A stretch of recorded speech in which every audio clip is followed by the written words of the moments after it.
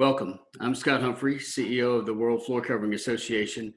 Thank you for joining us on our second webinar today and the second of what we assume will be many webinars in the future on the topic of the coronavirus and how it impacts us and our response to it. We had some 120 some odd people join us this morning. We'll cover many of the same questions. I have a list of questions that have been submitted to Jeff King over the last week, and we'll cover some of those. But if you have questions today as we're going through the webinar, please use the chat function at the bottom of the screen to leave those questions for us. We'll try to get through as many of those as we can. If we're not able to get to your question, we will do our best to answer that question in our frequently asked questions section of our coronavirus update on the WFCA.org page.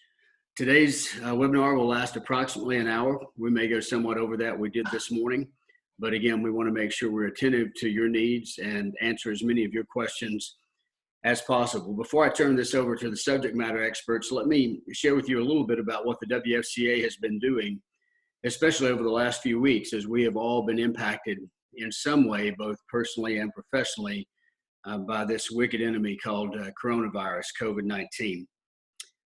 In January of this year, we made our membership free. Our focus in doing that was really to address the installation crisis, to get more bodies in so that we could train them. And that will continue to be a focus. But right now, more importantly, is helping our industry deal with this situation so that we can be prepared for success on the backside. So I want to remind you that membership to the WFCA is free. If you know people that should be a part of this growing voice, our membership numbers have quadrupled since January, and the more numbers we have, it's not about the numbers, it's about the voice. The louder we are heard in Washington, D.C., and so we need your voice, we need the voice of others to help echo the concerns that we have about this industry and how it's being impacted. We have updated the industry with over 20 communications, both in the United States and in Canada, to help you better understand how legislation might impact you, and especially to relate to you calls to action so that you would know what needs to be done and be ready to do that on a timely basis. We have shared that information not only with our members, our board first, our members immediately following, but then we send it to the industry as a whole, all of our media partners, association heads, some working hand in hand with many associations across the flooring industry, and we're sharing best practices, calls to action, anything we can do to make sure that we're all working together to make the industry stronger as we come out of this. I will tell you that every one of those association heads, in conjunction with me, we are all in alignment that we don't care who gets credit. We don't care how you use the information, as long as you can use it to prep you for what is coming next. We have updated our website, www.wfca.org. And we've updated it to share a lot of information specific to what's going on with the coronavirus. In fact, if you go onto that site, the first thing you will see is a coronavirus update. And here are some of the things that we cover as a part of that update on that page.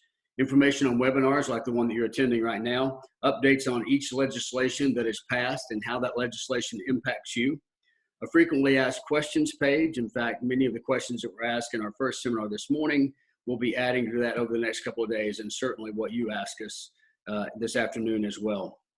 We have a Canadian response page for our friends across the border because, again, we're all in this together. They're being impacted as well, and their government has specified specific things that they're willing to do for businesses in Canada.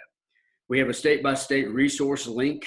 We typically practice our legal and our lobbying on a national basis, not on a state-by-state basis. But we realize some of you are impacted and you need to know what's happening in your state. So we provided some links that give you access to information about shelter in place, exempt versus non-exempt employees, information like that that would be available to you. Business interruption insurance, there's a segment on there for that, and small business emergency loans, all the things that we'll be talking about today. I tell you that to let you know that much of what you will ask about may already be available to you. So please, it's free to you. Go to WFCA.org. The last thing I would share with you is that we have made our online university free through the end of April. So while you have this forced downtime, use it, make use of it so that you can be stronger and more prepared for success on the backside. Our partner in Washington, D.C. is a company called Lobbyit. We have used them faithfully for years. They have this unique ability to build relationships with congressional and Senate offices, and they give us access. We have been amazingly privy. I say we, I mean Jeff King, our legal counsel, and myself, to information that's coming out of DC. Jeff immediately gets that, disseminates that, translates it for our industry, because Jeff has a long history with the WFCA and the flooring industry, and we do that so it's a ready resource for you. We also are following the financial markets to help us better understand the ebb and flow of what's going on. The CFO of the WFCA, Steve Abernathy, is both a personal friend, and professionally I respect him much and his ability to translate what's going on with the markets and help us better understand what's to come. I wanted him to spend a little time with you this afternoon and help you understand how what we're going through, although it is in many ways very different and we're all concerned and we're all feeling the pain, it also has some historical ebb and flow. We can look back and see there have been cycles like this before, so that we know we will come out of it, and those who succeed will be those who are prepared when we come out on the other side. So Steve, if you would spend a few moments. Steve's background is 5 years as the CFO of the WFCA, over 30 years in various capacities at Shaw Industries. And again, he has an uncanny knack for understanding what's going on with the markets, not only today, but historically, and how that history impacts where we're going. So Steve, I'll turn it over to you with you sharing some slides with us and an update. Great. Thank you, Scott. Good afternoon, everyone on the East Coast. Good morning if you're on the West Coast. Glad to have you with us this morning. And Lewis, if you would go ahead and push the slides up for us. I've got just a few slides. I'm going to look at the sort of the macro economic picture from a market perspective. Of course, from our business climate, we know that generally speaking, the stock market is a reflection of what is either going on or about to go on in the economics of our country and also of the world. This has been gut-wrenching, to say the least, to see the market plummet the way it has in the last couple of weeks or so. On this chart, you'll notice, though, that this fall it's in the orange line on the chart, is the swiftest 30% decline in the history of the financial markets and the stock markets. The other lines that you see on here vary from the Great Depression of 29 to Black Monday in 87, the dot-com bubble of 2000, and the great financial crisis that happened in 2007, 2008. You can see that those events, other than the Great Depression, really, and Black Monday, happened over a long, long period of time. That's the number of calendar days that you see that happening across the bottom. This fall has happened very, very, very rapidly, unprecedented in the fall in the history of the stock market. That's why it's felt so intense. It moved so quickly. And I think it's a reflection of the fear that everyone has of this unknown virus and its impact on global economic activity and certainly here within the United States. Take the next slide, Lewis, if you would. This chart here shows you that we have experienced this type of volatility before. Volatility meaning the ups and downs of the market, the fear gauge, as they call it in the VIX. And you can see back in 28, 29, or the 29 crash, it reached about 160, and then in 87 on Black Monday, it went beyond that, up into the 180 range. The financial crisis of 2008 was much lower than that, and here in 2020 thus far, it has just surpassed the financial crisis of 2008, but nowhere near what Black Monday or the Great Depression was. And so we've been here before in terms of market volatility.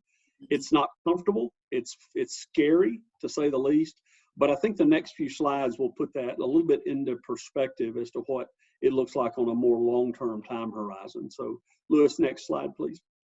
This is also affecting not only the equity markets, but it's also impacting the credit markets as well. And particularly, as you see, this is a chart of the 10-year U.S. Treasury rate on the Treasury note.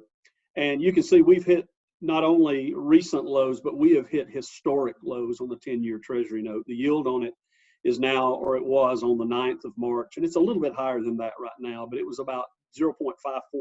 So basically a half a percent yield on the 10-year Treasury. That is all-time lows. We've never been here before. We actually printed some negative rates here in the U.S. I know a lot of European countries Asia had experienced that for some time. The first time, about a week or so ago, we printed a negative rate on the 3-month note for U.S. Treasuries last week. So this is, again, unprecedented. It's affecting not only equities, but it's also affecting the bond market in a substantial way. Corporate bond issuances and the rates on those are climbing. The spreads are getting much, much greater because people are migrating toward the safety of U.S. Treasuries and concerned about corporate debt. Also, munis have had some difficulty and been seeing some sell-offs in the municipal market as well, as they're fearing that municipalities can't cover those notes. But again, next slide.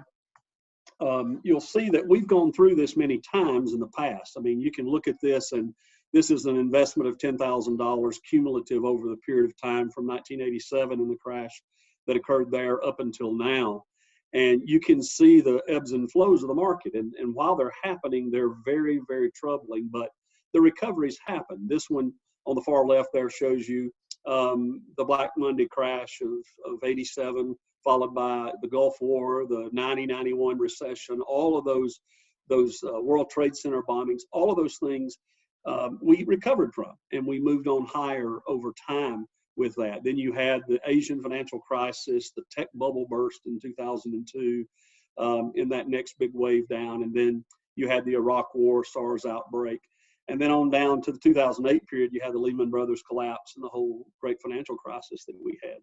And then there was an Ebola epidemic, quite frankly, in that period where somewhere around 2015 to 2017 or so. Then you have 2020, and you can see just the first move down there on it, but we're still higher over that period of time. And that's the nature of our markets. We react, we pull back, we enter into recessions, and I do believe, as most economists will tell you now, we're in a recession. How deep it is still unknown, but it certainly is a turn down in overall economic activity. Unemployment is rising very quickly, and we're apt to see this get a little worse before we see it get better. But we do believe over time it will get better. The last slide I want to show you is really a chart that looks at the bull markets that have happened since 1950 all the way to 2020. And then from there, the red that you see on the lower part of the x-axis there of the graph shows the bear markets that occurred after the bull markets. And things to note here that's really kind of comforting if you look at it is that the bull markets are generally much longer in duration, and they are much higher in terms of the overall gain relative to the declines that you see in the bear markets and the time element that we go through with them. So you can see there in early 1950, between 1950 and 1955, we gained about 200% on the market, whereas the ensuing bear market lasted a very short few months and only a 21% decline, followed by an 86% gain and a 28% decline, very short-lived. And then you can see that coming on across. And then of more recent note, you get over into the 1990 period, really coming out of the 87 crash and the recovery that occurred there. By the way, the 87 crash was very short-lived. It was more short-lived than any we've had in recent memory. It was a 34% decline, but it was immediately followed by the 528% gain, so a 5x gain coming out of that crash at that point in time. It scared everybody to death. I was right in the middle of it back in that day. But yet it was followed by a major boom in activity, and the stock market reflected that in the growth that it gave us.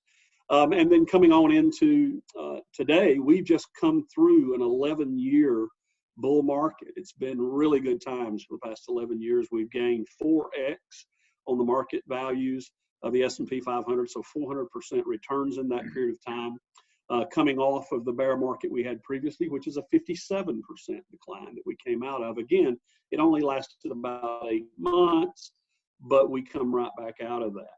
We are just entering now. We don't know how long it will last, but what we do know, if we look at history as a guide, is that we will recover. A matter of when and how deep it goes, we don't yet know, but that's the good news in all of it. I know it's fearful while it's happening, but if you look on a longer term time horizon, the country will recover, and so will the markets. So what do you do in the meantime? Well, the first thing to do is don't panic. Most people panic, and when they panic, they make bad decisions. That can be in the market decisions that you make on selling your stocks or whatever it may be. at the bottom here and losing out on potential gains, or making unsound business decisions. You really want to think through all your decisions. You don't want to make a panic decision either in your finances personally or your business. Really think it through. And I know you're going to have to make some tough decisions financially. And in doing so, you really need to engage more than just yourself. Engage your team. They may find ways to help you control cost or generate sales in this very difficult time. So engage them and let them help you through that. Reach out to the resources that you have. Pursue the business that can be gotten. I know there's a lot of business that you can't go after right now because of restrictions, but there may be some that you can, and some of that might be in the hospitality industry, for example, that is getting hit severely right now, and they're closing their hotels, motels, and resorts around. This might be a great time for them to actually do flooring installation. So look for those opportunities where you can do business and maximize them. And then finally, as Jeff's going to tell you here over the next few minutes, take advantage of the government support that has been given.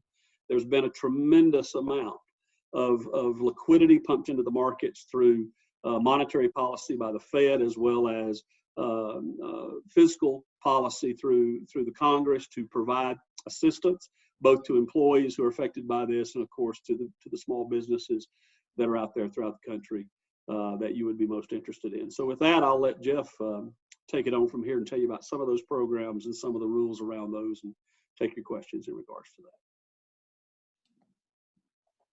Thank you, Steve. All right, Jeff, I'll let you go ahead and take it. Guys, just as a way of introducing Jeff, he's been with the WFCA for about 20 plus years. He understands the industry unlike any other legal counsel I know, and practiced in DC. So he has some great connections up there, and certainly has a very strong relationship with our lobbying partner, Lobby It. I'll also give this as a disclaimer for Jeff. He is not licensed, obviously, to practice in all 50 states, and not licensed to practice in Canada, but he does have kind of an uncanny knack for deciphering what comes out of DC and then translating that into a language that's applicable to our members. And so that's why we wanted to let him spend some time with you today, and he will certainly be the star of the show. We offer his advice as an overview and to generate conversations between you and your professional guidance team, as Steve just mentioned, whether that be legal or accounting fields or the team that you work alongside. We encourage you to make sure that you're making the prudent decision after getting the 30,000-foot view, which is much of what we will offer today. Jeff, if you don't mind starting by just going over your slides, covering some of the acts that have been already implemented in DC, and then we'll take some questions from there. My pleasure, Scott. Good morning and afternoon. I trust all of you are staying safe and healthy. Those of you who put up the slides, we're going to talk about, focus primarily on the recent federal laws that have taken into effect in the last two and a half weeks. The key laws that we're going to be talking about are the Family First Coronavirus Response Act. That's the second act that Congress passed, the first one dealing primarily with the healthcare, providing money for testing, for expanding, for other aspects in the healthcare field. The second test is the Family First Coronavirus Act. And that was designed primarily to help employees who were laid off because of COVID-19. The second act that we'll talk about is the CARES Act, the Cronus Aid, Relief, and Economic Security Act. And that's the act that was passed late last Friday and signed by the President late in the afternoon. And it's designed, at least in part, to help small businesses through this financial issues and crises. We'll also briefly touch on shelter-in-place orders because they will affect your responses to a number of these other acts. Lewis, next slide. So the Family First Coronavirus Response Act, it has two basic parts. The first is 2 weeks of paid leave. If you're an employer of under 500 people, you're covered by this. You have to pay for leave if, and only if, an employee is unable to work because they're quarantined, if the doctor's orders told them to self-quarantine, if they show signs of the coronavirus, if they're caring for a sick relative, or if they're caring for their children, their sons or daughters, because of no school or daycare closures. The amount you have to pay is 100% up to $510 a day for the first 3 items. That's quarantine, doctor's orders, or being sick. And for the family leave portions of it, caring for a sick family member or your children, is that 2/3 of the pay up to $200. That clearly is government math, because I'm pretty sure $200 is not 2/3 of $511. It's a little less than, it's about 39%. So your guess is as good as mine on that one, but that is what the law says. Next slide. It also provides for 12 weeks of family leave. It only applies if you're caring for a child because school is out, been closed because of COVID-19, or childcare is closed. You can pay 2 weeks without pay, and then the 10 weeks have to be at 2/3 of pay, up to $200 a day per employee. I would recommend that if you're caught into this system, that you start the 2 weeks without pay, because it's quite possible you may not need the entire 12 weeks.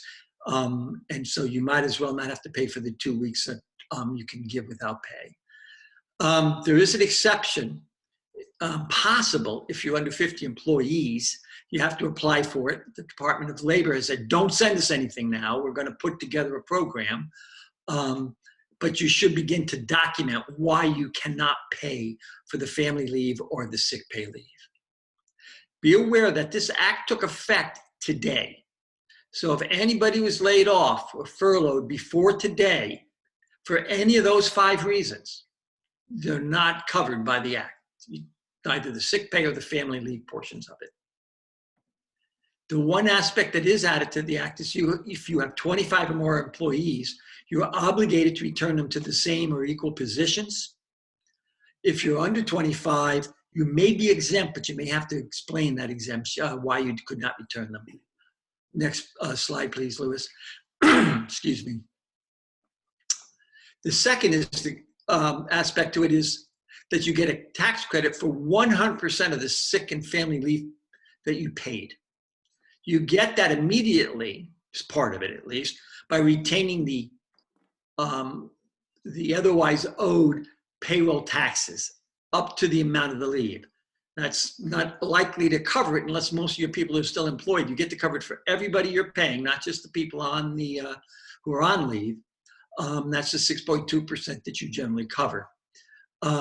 If that is not sufficient, which it likely won't be, you can get expedited payments, and the IRS is putting together an advanced payment system where it's going to be clear you can't cover it just by retaining the payroll taxes. Next paragraph. Slide, I mean. The CARE Act. This is the act that is really important for you folks. The first one gives you obligations to protect your employees. The second one, the CARE Act, provides some real opportunities for small businesses. There's a Small Business Payroll Protection Act that's forgivable. There's an Employee Retention Tax Credit, and there's an Emergency Small Business Administration loans and grants. Let's go through each one. The payroll protection loans, you have to certify that you're going to use the money to pay and retain employees or to pay business expenses. The way the amount of the loan is determined is they take the 12 months prior to getting the loan, they take your payroll expenses, and those are defined in the act quite explicitly, and you multiply that by 2.5.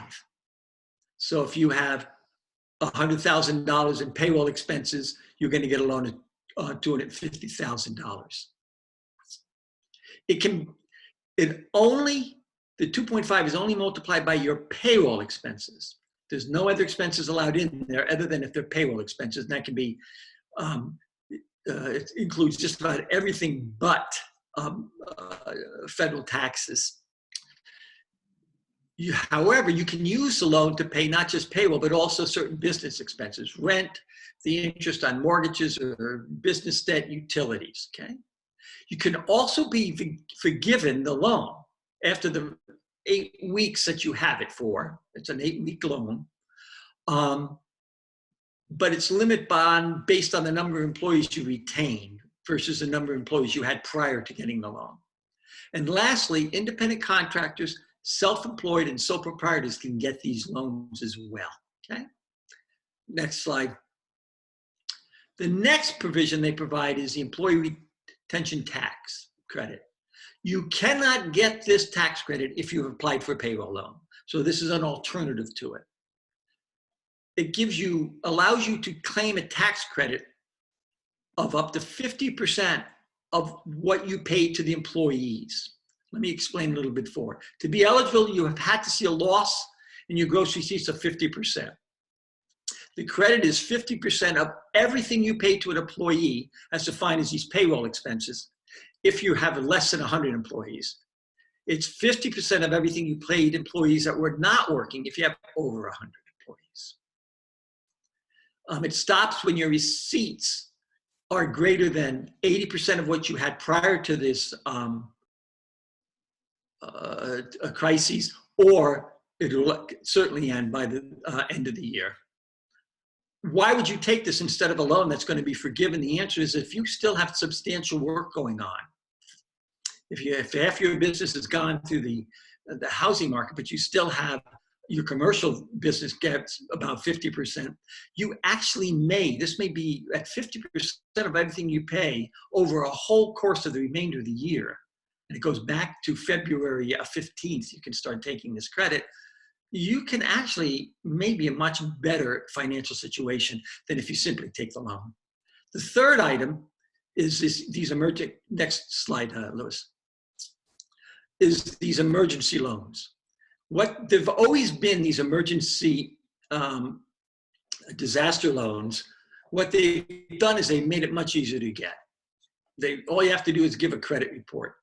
All you have to do, there's no fees. There's no personal guarantees or collateral. You don't have to prove you couldn't get a loan elsewhere, which had been the prior things. Once you apply, you are eligible to ask for a $10,000 grant to be immediately paid within 3 days. If you don't get the emergency loan, then the $10,000 is forgiven. If you do get the emergency loan, then it's folded into the loan. It's also quite possible to fold, if you've already asked for one of these loans, emergency loans, you can fold the loan into the payroll loan. What you can't do is get both loans unless each loan is to pay for something different, okay? And by the way, independent contractors, self-employed, and sole proprietors can also get these loans. Next slide. Shelter-in-place orders. These have been exceptionally confusing. The problem is the orders vary by state and actually can vary by locations within a state because there are local orders as well.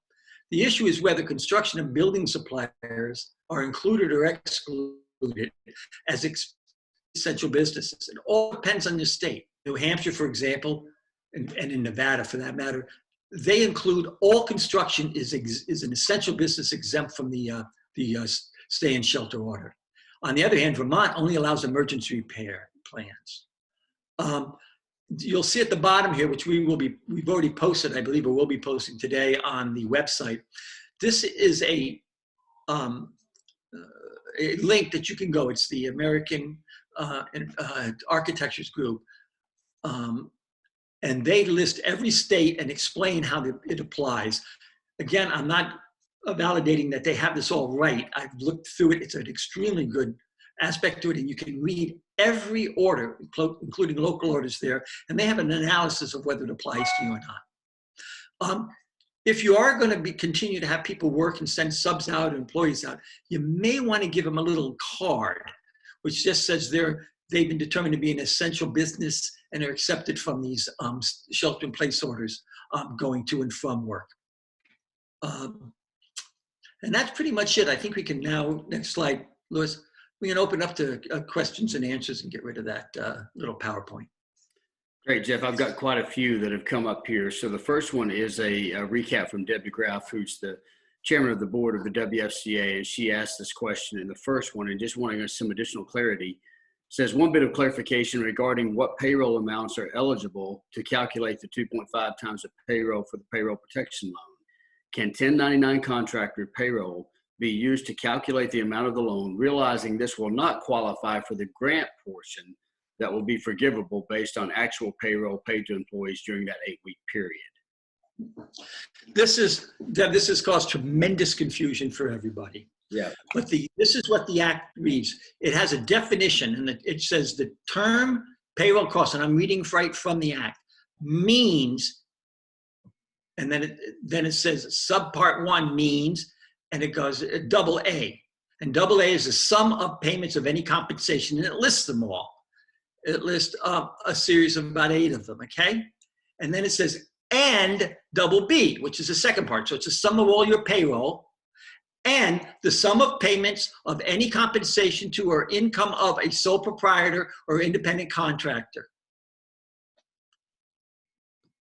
Okay. The question is are they meant to be read conjunctively? It's usually what you think an A-N-D means. Or are they meant to be, this is what it is for an employer and his employees, and this is what it's meant for an independent contractor getting one of these loans? The aspect of it is that it then goes on to say what's not included. So it doesn't say anything about you can't include sole proprietors or independent contractors. Most people I've talked to have interpreted to say you can include your what you pay independent contractors in your application for the loan. And by the way, that application just came out this afternoon, and WSA will be posting that as well. Not had a chance to thoroughly review it, and there may be further clarification in that application. I just have not had a chance to look at it all. But I would always go by what the Department of Labor interprets this to require, or the Small Business Administration interprets it to require. But the way the law reads is at least a reasonable interpretation that it allows you to include independent what you pay to independent contractors. And that's a big issue in this industry. Yeah, and we got a lot on that, Jeff, and I'm sure we'll get some more for clarification. Let me just continue in that line. Can I get a payroll loan if I already applied for an SBA emergency loan? If you applied for an I always say that, for the Small Business Administration Emergency Disaster Loan, after March 1, then you can roll it into the payroll loan. You're not going to get them both. If you've already applied for one, they'll probably just roll them together. And then you'll get the one, and the whole thing will be forgivable under the forgivability provisions. If you still have the right, though, you can apply for the payroll loan, and you can also apply for these special emergency loans, so long as they're not used to pay the same thing. So you can get both loans. That was a big issue we had, because when the first bill came out, the first CARES came out of what is commonly called the McConnell version of it, it did not allow you, if you had applied for a small emergency business loan or any small business loan, you could not apply for the payroll loan. And we managed to get that reversed and allowed it to be incorporated. They just roll them in together. Okay. Jeff, just very quickly, what is the immediate $10,000 loan? Can you give a little better explanation of what that is? If you apply for one of these new emergency loans, you can request an immediate $10,000 saying, I need it immediately, and they will give it to you. It's within 3 days, it's paid. Once it's paid, if you don't get the emergency loan, it's forgiven. You don't have to pay anything back. The only issue with it is twofold. One, if you do get the emergency loan, then that $10,000 will be part of that loan. So if you ask for $100,000 and they gave you the 10, the next payment will be 90, not 10, not 100, because you've already gotten the first 10. And if they don't give you the loan, but you get a payroll loan, that forgiven $10,000 will count against any forgiveness in the payroll loan. I know this gets really complicated. As I said, we could have relabeled these two acts as let's keep accountants and lawyers fully employed acts. Well, thank you, Jeff. And listen, again, I'll reiterate, everything that we're talking about today, the recording of this will be available on the WFCA.org website, as well as these questions you're asking. We will roll into the FAQ section of that website as well. Again, when you go to the top of that site, you've got the coronavirus response section of the site. Just click on that. Everything else is found under that tab. So I'm going to jump around here to some of the questions that are coming in. Larry actually sent this message to us on our website. Podium sent this on to us, and it says, in our area, San Francisco Bay Area, we've been ordered to shelter in place, which will be until at least May 3rd. We're a specialty retail floor covering showroom, which also offers installations. Because we work primarily in the residential replacement segment of our industry, and it's considered a non-essential construction activity, and as such, we're required to remain closed and cannot perform installations we've already signed and materials have been received. Is there anything, let me see if I can find this here. Is there anything being considered as to the standard safety practices which would allow our showroom to meet with clients on a one-on-one as well as completing installations? And he makes a very valid point. From a practical standpoint, the public is at greater risk contacting the virus in a grocery store, a hardware store, or at a gas pump than anyone would be visiting their showroom. And I realize that's a state-by-state, maybe even a locality question, Jeff, but do you want to respond to that? My general impression is that in California, and even within the at least the local stay-in-place orders that I've seen there, they do give exceptions for construction that are for completion of jobs and for those that are emergencies. In essence, something that creates a safety hazard or a health hazard. There's a pipe burst. The plumber can come in and fix that pipe. If that causes start the beginning of mold to that because of the problems, or the floors are so badly damaged that they warp, you should be allowed to come in and fix that because that creates a safety or health hazard.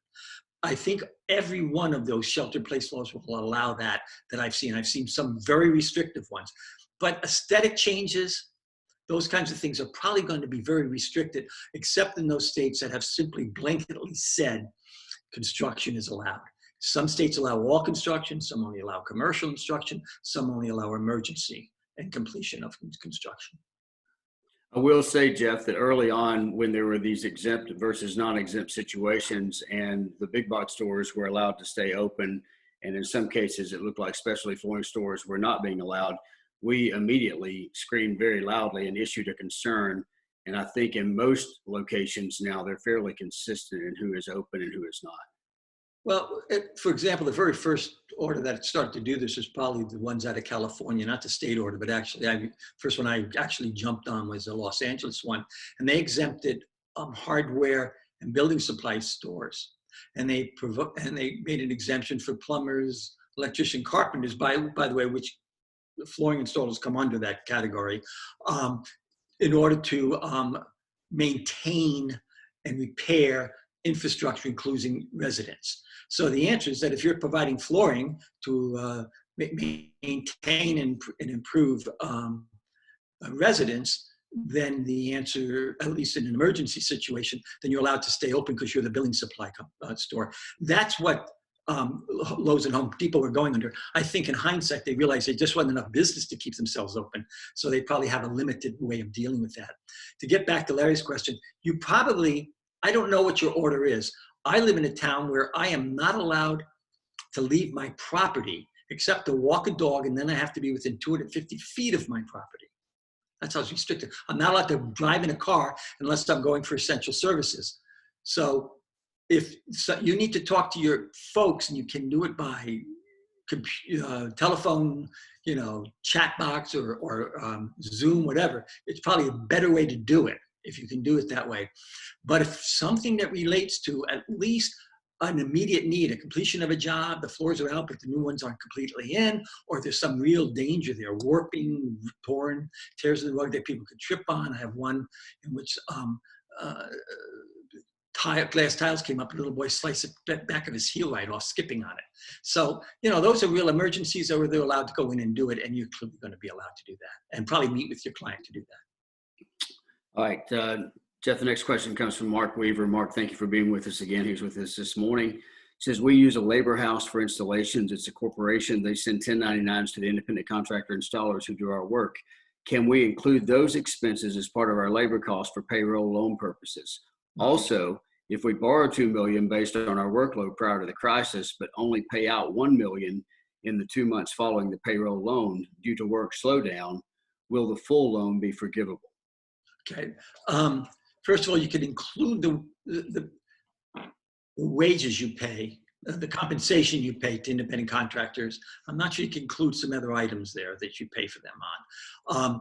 The way the statute reads, it reads the sum of payments of any compensation to or income of us, an independent contractor, sole proprietor, etc., and includes wages, commissions, income, net earnings.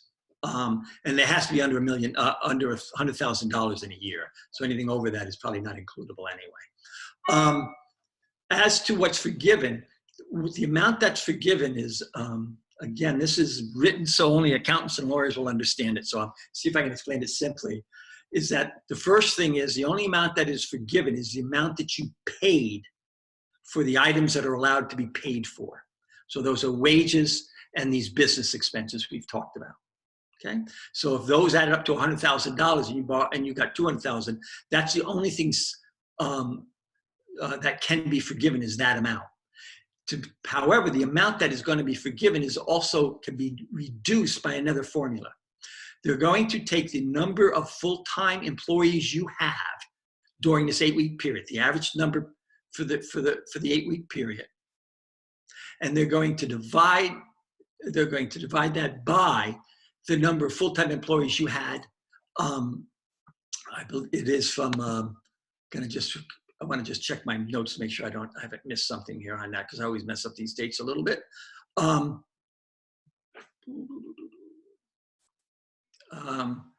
Where is it here? It's going to be for the full-time employees you had from February 25th, 2019 to June 30th of 2019, or from January 1, 2020 to February 29th, 2020 at your discretion. So you pick either one of those you want to use is what you're going to divide into it. So if you got a loan for the year based upon 10 employees, for 10 employees, and during this time period you used 8 of them, and you paid 8 of them, then you get 100% of the loan back. There's one other aspect to it, though, that if you reduce any employee's salary by more than 25%, then that portion of the loan will be reduced by an equal percentage. So if you pay everybody half of what you've been paying them during this time frame, then you'll only get half of the loan. That's why this gets quite complicated. So the loan amount, to kind of sum it up, the amount you can get the loan is based upon your entire payroll for the last 12 months, unless you've not been in business for full 12 months. For the last 12 months. That's how you figure it out. You can use it for those costs, those payroll costs, plus some other costs. The amount that forgiven is based upon whether you used it for the right purposes, but is reduced by the fact whether you've kept all those employees that you had either from February to June of 2019 or January through February of 2020 and have not reduced their salaries by more than 25%. If that makes sense to you, God pray you. I've read this statute many times. Yes, let me build on that question because this is very similar but specific to California. Terry Lines writes that we have heard that we can include our subcontractors 1099 in our calculations for the amount of the PPP loan, as well as the use of loan funds for the payroll. However, being in California, will the AB5 law affect their status as independent contractors if we pay them under the PPP program? I'm not sure you have to pay them under the PPP program. It doesn't say you have to pay them. In fact, the amount that is looked at, you have to do it for payroll costs. But when they look at who you paid, it's full-time employees. And they specifically say independent contractors are defined in these wage and hour laws. And those wage and hour laws use an entrepreneurial standard for whether you're an employee. And the California uses an ABC standard. And the B of that ABC standard is the entrepreneurial test. So the answer is, I would be careful, but the answer is, including in calculating the amount you have the right to borrow is acceptable. Paying them out of that amount may be more troublesome. And you would certainly want to talk to your to the wage and hour folks in the state to make sure that is okay, if that's what you want to do with the money. Jeff, I believe the first part of this you've already answered. Can we get the $10,000 grant and the PPP loan? But the second part is, will the $10,000 be rolled into the PPP? If you don't get it will be rolled in if you do not get the emergency loan, small business loan. If you do get the small business loan, that's not quite true. Let me repeat that. The $10,000, if you don't get the small business loan, emergency small business loan, disaster loan, is forgiven. Just doesn't count. But when they reduce or forgive the PPP loan, the payroll protection loan, they will take in the fact that you've already gotten $10,000. Okay? So in other words, you get a loan for $100,000, you use $100, and you get a $10,000 emergency loan that's forgiven. When you go back and you have 100% of your employees, or everything adds up to you would get 100% of that forgiven, you'll actually only get $90,000 of it forgiven because so already considered $10,000 had been forgiven. If you do get the emergency loan, then that $10,000 will be rolled into that loan. That makes sense. Jeff Lerner, one of our board members. Thank you. I don't know if it did for me the first 3 times I read it. Jeff Lerner is one of our board members of the WFCA. He wrote, isn't the payroll calculated based on the monthly average? I think you've answered that, not on total payroll, but he said your slide did not say average. Yeah, that was it's a month. You're going to take the average payroll for the 12 months prior to the issuance of the loan. Okay. So that's, unless you've not been in business before that, and then you take your average payroll from, I think it's January through February. Okay. I've got one more question, and I want to get into some family leave type questions here, but this is David from Kennewick, Washington. He says, we are currently on a shared work program through our state's unemployment security office. Will that affect the PPP program? You have to explain the shared work program that you're dealing with. I'm aware of the Canadian one. I do not know Washington law well enough, but I will tell you, at least under the PPP program, or the Payroll Protection program, that is based upon you verifying that you have been hurt by the coronavirus issues, your business has been, and that you will use the money for payroll and these acceptable business expenses, rent, interest on mortgages and debt and utilities. Yeah, my understanding of what he's saying, and David, you can give us further explanation on that, but it seems to me that it's been mandated by the state that they're in a shared work program through our state's unemployment security office. So it may be indeed that it was mandated. If they're getting unemployment, then they're not eligible to be paid by you. Well, they are. You can pay them, then they have to give up their unemployment if your employees are being paid by you. They don't get to get both unemployment and money from you through the PPP program. All right, Jeff, I want to move over, and we may have more questions on that, but can you help us understand the family leave portion of the CARES Act? Yeah. The family portion of it is very, very limited.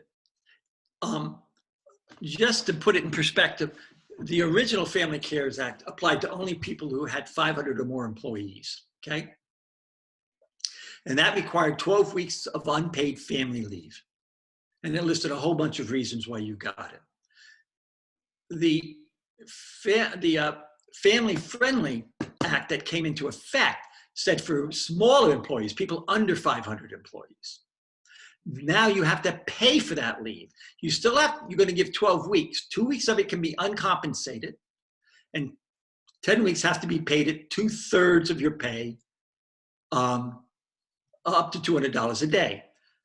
The only reason you have to do that, however, is to take care of a son or a daughter who, because of the cancellation of school and the unavailability of daycare center, but it's unavailable daycare center because of the coronavirus, not because you can't get in there because you never used it before. Okay, good. And it only is effective for those who are put on leave or laid off after, as of today. If you had laid them off or they were on leave before that, it doesn't apply. Well, this one's kind of related to that, Jeff. What would be the timeline protocol for the FFCRA 2-week paid sick leave? Do, should, or can I pay this to our employees immediately to soften the burden on them, or do I have to wait for some time of confirmation from the feds? I'm in Los Angeles, and we're in a stay-at-home order, so basically no salaried employees are working. Some have applied for unemployment. As of today, if you had people working today, yesterday, and you terminated them today or laid them off, whatever, the rule actually says they are unable to work. As of today, not yesterday or any time before that, as of today, if they're unable to work because of a quarantine order, a doctor's order because they showed sign of COVID-19, they themselves showed sign of COVID-19, that if take care of a family member because they were under one of these restrictions or sick from COVID-19, or they had to care for their children. If they weren't working as of yesterday, and today's the first day you laid them off, then you don't owe them anything. It has to have been they were employed yesterday or at work yesterday. Okay. Not employed, because you can actually furlough people. The difference in furlough and lay off is you're laid off, and if I need you, I can call you back. If you're furloughed, the idea is I'm going to call you back. And there are certain rights under state laws that can vary. I would always tell everybody to lay people off, not to furlough them. But there are not a lot of differences in most places. Okay. This is from Scott Earhart regarding the shelter-in-place rules where only essential work can be done. Any better idea about working in multifamily apartments? Does it matter if they're not rented yet? Is that a state-by-state or even a locality situation, Jeff? It's going to be a state-by-state aspect to it. I will tell you, many states, though, recognize that affordable housing is such a massive issue in this country and in their state that you're going to find a little more forgiveness on some of these multiple housing projects. They're going to look at those more as commercial, which in some states are completely exempted, are considered essential businesses. So you got to look at state by state. I would recommend, I'm not going to tell you to follow this, but a good starting point is that AIA website, which will go down every state and every local order and kind of give you a synopsis of it. You can actually read the orders themselves. But once you get there, you need to probably, if you're still confused by it, if it's not clear, for example, New Hampshire's is very clear. Construction is an essential service, so it's easy.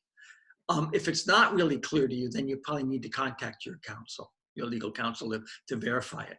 Or you can contact your local employment office folks. Jeff, what do you do if you don't have the cash flow to pay the leave? If you don't have money,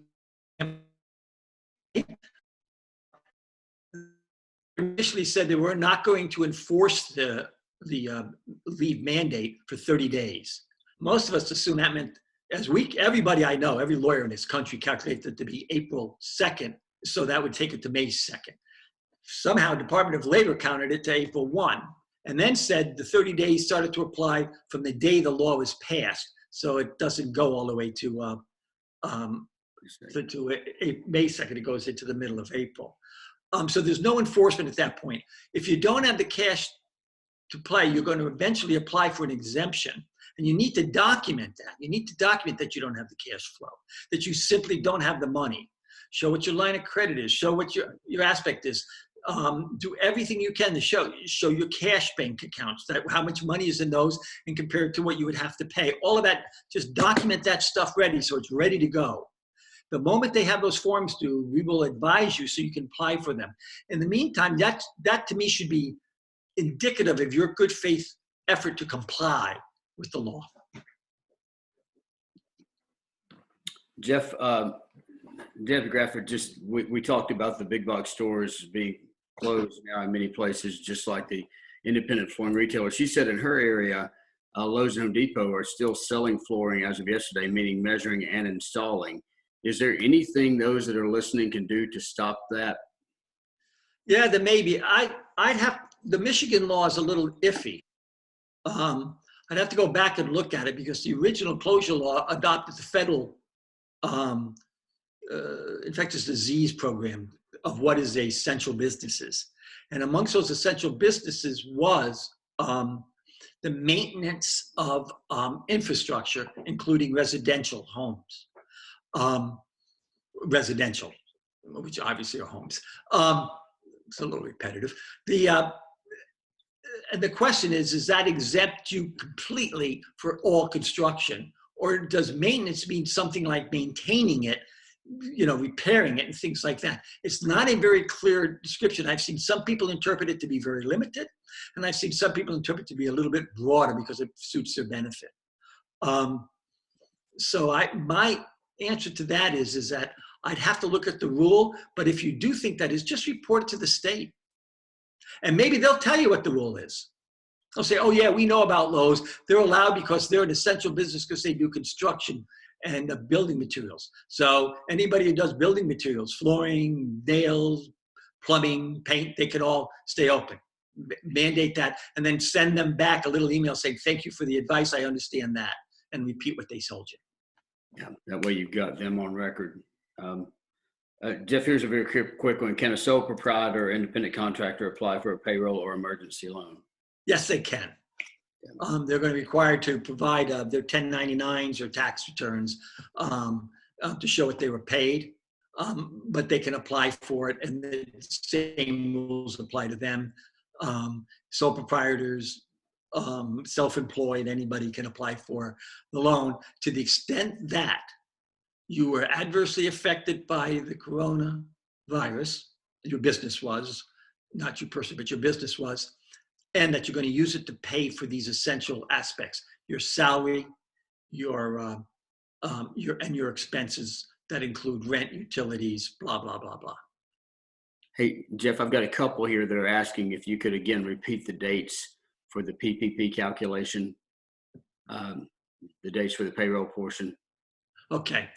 Yeah, this is, there are multiple dates. Okay. So I'm going to go through each one of them very slowly. Okay.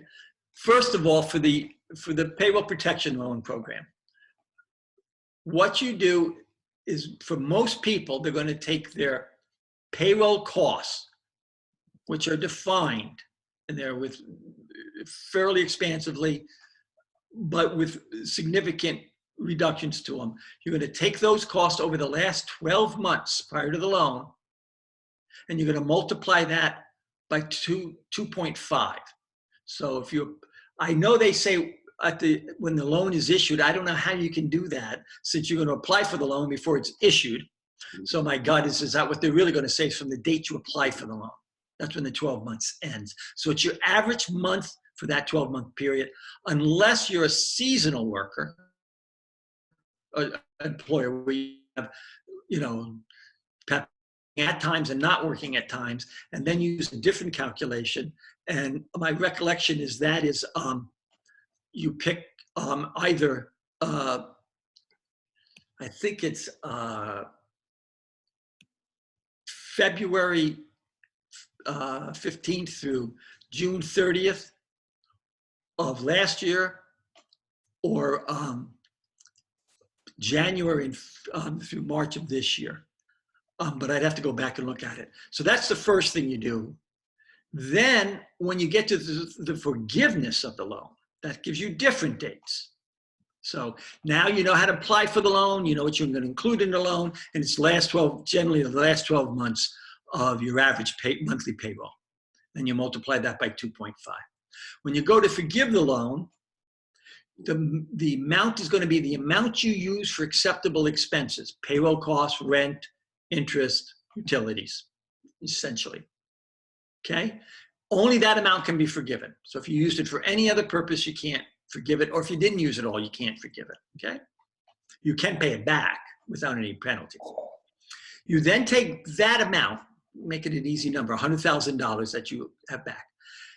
And then you take the total number of full-time employees you had employed during that 8 weeks that you got this loan for.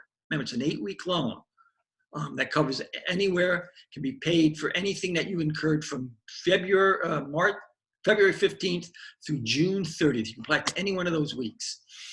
Assuming you apply it now, it's for the next 8 weeks, how many employees you paid for during that, full-time employees you paid for during that time. You divide that by the number of full-time employees you had either, at your choice, February 25th of 2019 to June 30th of 2019, or, it's a better number for you, January 1st of 2020 to February 29th, 2020. And that gives you the number. So if you had the full-time employees during the 8-week period was 10 and it was 8 and you had 10 during those periods, either way, then you'd only get 8% back of it. There's one other adjustment. If you would lower anybody's salary by more than 25%, that also lowers the amount proportionally. It's on, so if you only lowered one person's salary by that, the amount that it would be lowered is only 25% of that person's salary, not 25% of everybody's salary. Jeff, here's one from Debbie Winter, and this one you may or may not have the answer to. We have not had this question before. Can you modify your Small Business Association 7A application? She said that they opted not to receive the $10,000 and would like to change their mind. I don't know the answer on that. The $10,000 has only been available. I don't even know if I have to go when they're available. I think they may be available Monday.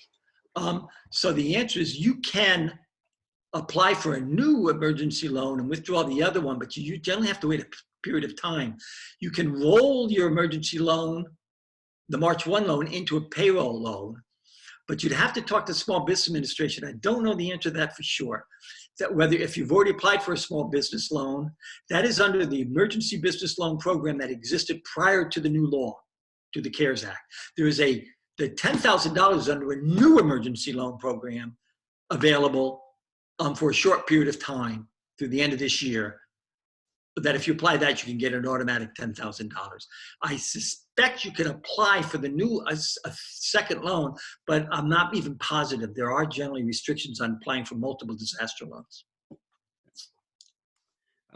This one is from Jennifer. I'm not really sure what she's trying to get out here, but it says, how should a dealer pay their 100% retail sales associates? How should they be compensated, especially top producers? Is that? When they take your average payroll, they compare it, they take it, it includes commissions and such. I don't know if it includes bonuses. They don't mention bonuses in there. You could argue that's part of compensation. We haven't figured that one out yet.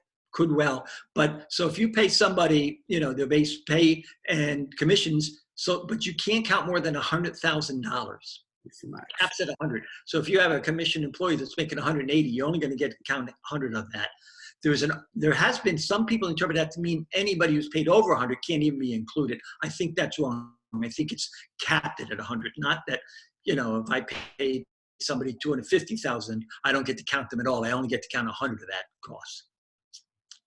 All right, guys, we are past our time, but we're going to continue going because I think getting these answers to you is important. So if you're willing to stay on, please do. If you have Scott, can I interrupt for a moment? I had made a mistake this morning on something that I just wanted to make sure everybody understood that. We talked about the forgiveness of the loan and that got reduced by the number of employees you had during the 8 weeks versus your prior employees. I said that we're included in the 12-week average. It's not. It's actually in those two time periods. Okay. And then there is that potential reduction if you lower their pay too low. Okay. This is from Matt Lochner. Matt, hope you're doing well. We're still operating our business partially. We've laid off 70% of our office staff temporarily. Are we responsible for paying them part of their wage? If you laid them off before today, and or they weren't laid off for reasons that are covered by those 5 reasons, then no, you're not responsible to pay them. Okay. Here's another good one from Sam. On the PPP, if you do not spend the entire amount on the qualified expenses, does the balance roll into a low interest loan at 3.75% think I saw no more than 4% somewhere. No more, it does up to 10 years. You can also, if you don't need the money, that doesn't mean you won't, but if things do improve by the end of June and you don't need the money, you can pay the loan back without any penalty. So you could pay that balance back without any penalty if you wanted to. Nancy asks, so why should I choose the disaster loan over the PPP loan? Is there a reason to favor one over the other? I think the payroll loan is better because it's a forgivable loan, but it doesn't give you $10,000 in 3 days. Yes, yeah, so and the money immediately. There may be other reasons you need money. It may be you have contract issues. You know, you have government contracts that you're going to get, or you have penalties you have to pay because of delays that aren't being forgiven. There's a host of things we're not covering today. You know, acts of God, impossibility issues, reporting lines of credit issues, all of that we're not even covering today. These are all very important business things you have to remember to do and be concerned about. But there may be a reason that you're in dire straits. To me, you could apply for the emergency loan and the two loans and the payroll loan together. You might get the 10 and then have it roll, and then just have the 10 rolled into the payroll loan by saying, you know, well, I won't take the emergency loan. I got a payroll loan, and tell them you don't need it. I don't know how they'll treat that. You know, I'm not sure. But they're both coming from the same source, right, Jeff? Coming from the small bit. Well, they're coming from banks, and they're being guaranteed by the Small Business Administration. And these loans, both the payroll preservation loan and these new emergency loans, are guaranteed at 100% by the federal government, which is very, very high. I mean, obviously, they're saying you're going to get your money. Our friends at Star Flooring are asking, will the forgivable loans be taxable? No, they're not taxable income. That's what was told. Good. At least that's what I've read so far. Again, as you know, these are brand new laws. One has been on the book for 4 days. The other one has been on the book for just about 2 weeks. There's not a lot of interpretation yet. But my understanding, having read it, is the forgiveness of the loan does not become a taxable income to you. I think you've answered this one, Jeff. It says if you receive the emergency loan above the $10,000, how does that impact the PPP? Is the original emergency loan forgivable? Does that impact access to PPP loan and the forgivability of the PPP? If you've got an emergency disaster loan and applied for it prior to March 1 and gotten it, you cannot get a PPP loan that would cover the same things. If you applied for the loan after March 1st, you can roll it into the PP loan. Okay. So that's the difference between if you already have applied and gotten the emergency loan. It needs to have been applied for after or March 1st later. We lost you a little bit. To roll it in, it has. In order to have an emergency disaster loan rolled into the PPP loan, it would have had to have been applied for after or by no earlier than March 1. Okay. Jeff, I want to ask you a question about insurance. We tried to work in last time.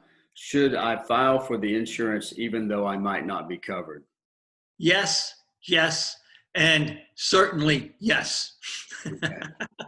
The reason I say that, just for brief explanation, is those of you who are asking that question have business interruption insurance either separately or as part of your general liability coverage. They may have exceptions, they do. They're going to claim that you have to have a business property damage or loss, not just infectious disease. Some cover government orders, some exclude pandemics, okay? And I can guarantee you're unlikely to have your insurance company immediately say, oh yeah, you're right, pay for it. There have already been multiple lawsuits filed. States are looking at mandating that they pay these, regardless of what the language says, whether they exclude pandemics or not. there's a whole bunch of issues that are going to happen.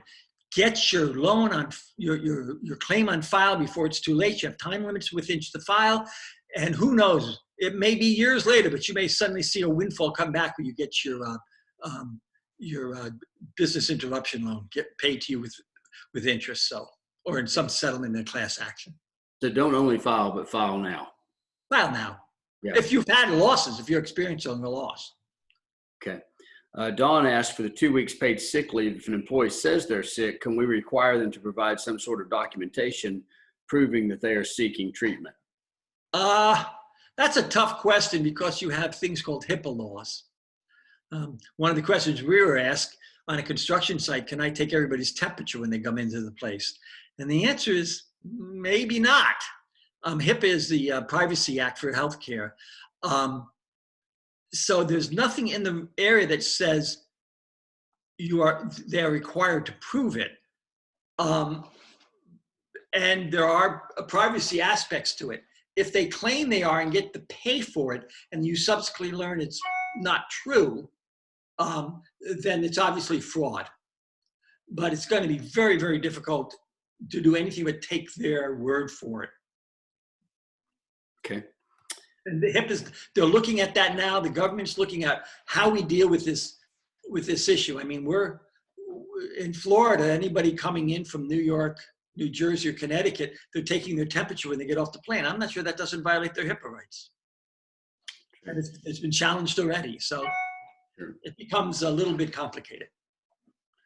Jeff Lerner asked, is it incumbent on the employee to make a communicated request for the special FMLA based on this, or do we, the employer, have to give employees all these options? You have to actually give them a poster that's been provided, telling them their rights. Now, since they're not at work, the question is, how do you get that poster to them? And the suggestion has been you send it to them. There's an online copy of it from the Department of Labor, Wage and Hour Division. We published that. One of the things we published on the line is how to get that order. And you should probably send it out to all your employees so they know. Okay, Jeff, I had one I kind of skipped over right here. Can we get the SBA Payroll Protection to pay employees, rent, utilities, and get that forgiven if we still have a fair amount of revenue coming in? Yes, the loan isn't based upon your revenues. To get the loan, you have to show that you have suffered financial issues based upon COVID-19 epidemic, and that you're going to use the loan to pay payroll and business expenses as listed. Once you get that, you can only use it for payroll and these business expenses. You can't use it for any other purpose.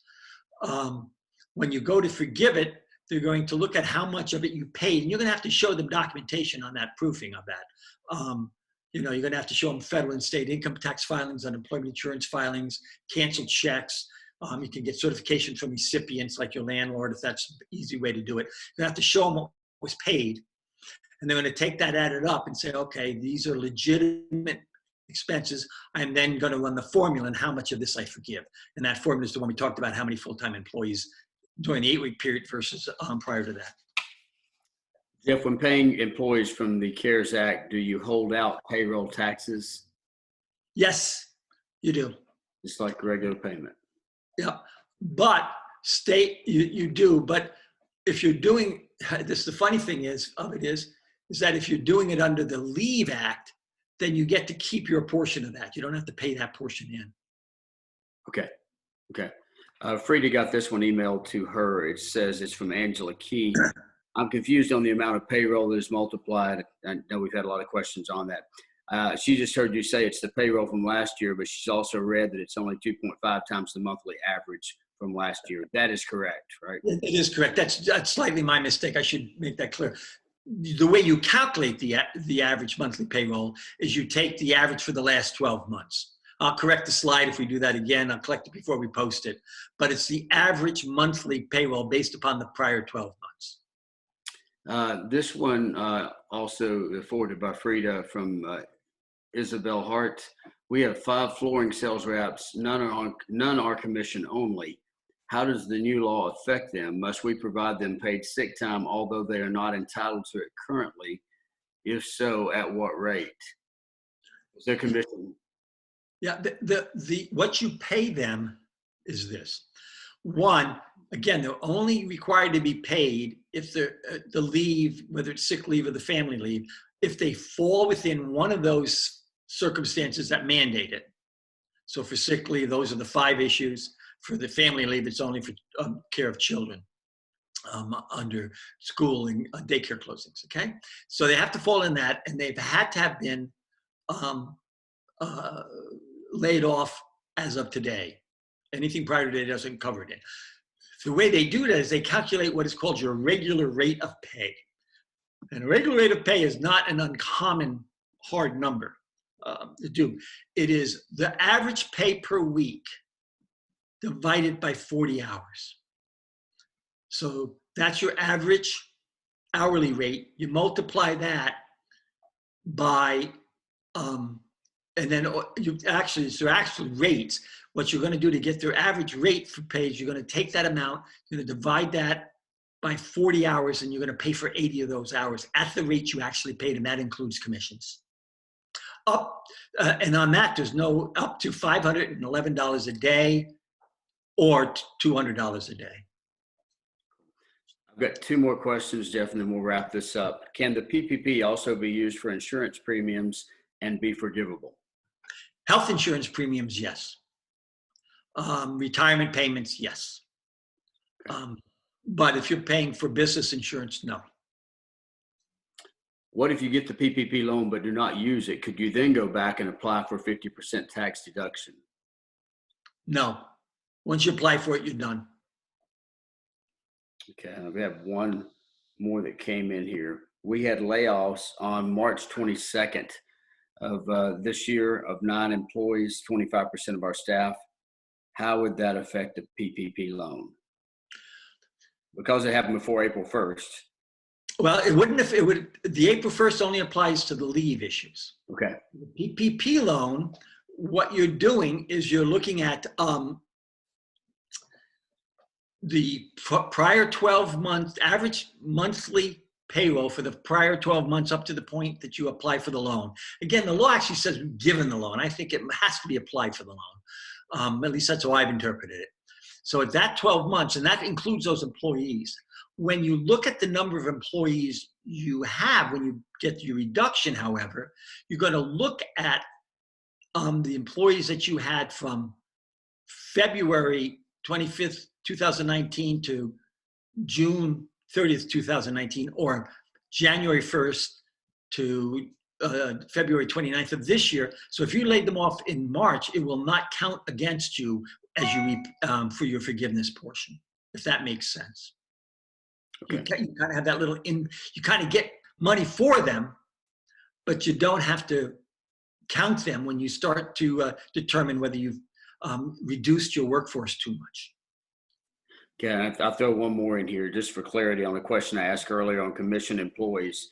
How much should a person be paid if while off for shelter in place if they're a 100% commission employee?